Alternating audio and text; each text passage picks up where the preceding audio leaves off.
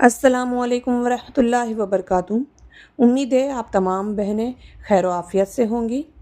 आइए हम अपना सबक शुरू करने से पहले सरकार नामदार ताजदार रिसालत सल्लल्लाहु ताला अलैहि वसल्लम की बारगाह में दुरूद पाक का हदिया पेश करते हैं।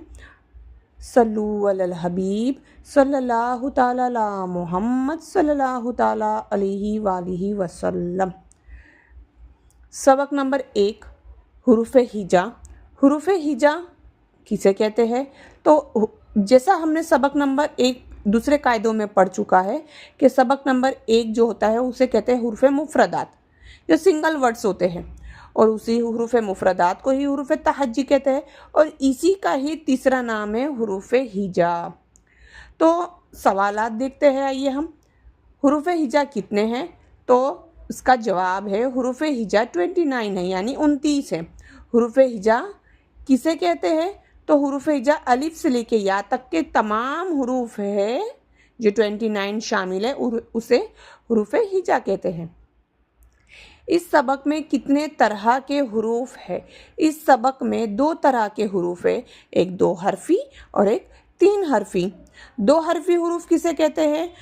तो 2 हरफी हुरूफ इसे कहते हैं जैसे बा अलिफ ज़बर बा, ता अलिफ ज़बर ता, सा अलिफ ज़बर सा। अगर हम बा को तोड़ते हैं तो बा के अंदर बा भी है और अलिफ भी निकलेगा।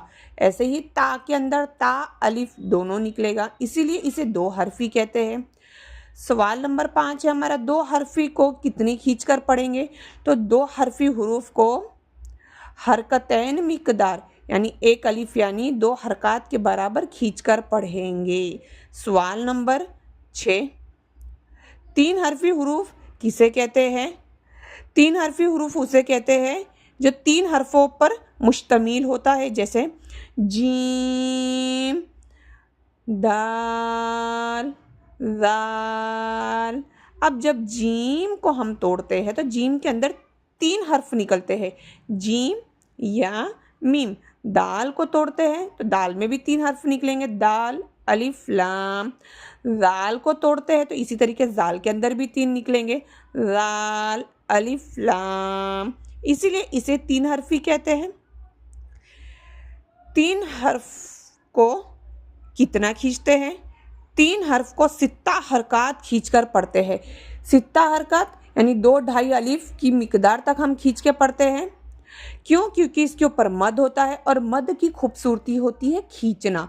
मद को जितना हम खींच के पढ़ते हैं हरकत के मुताबिक, उतनी उसकी खूबसूरती बढ़ती है।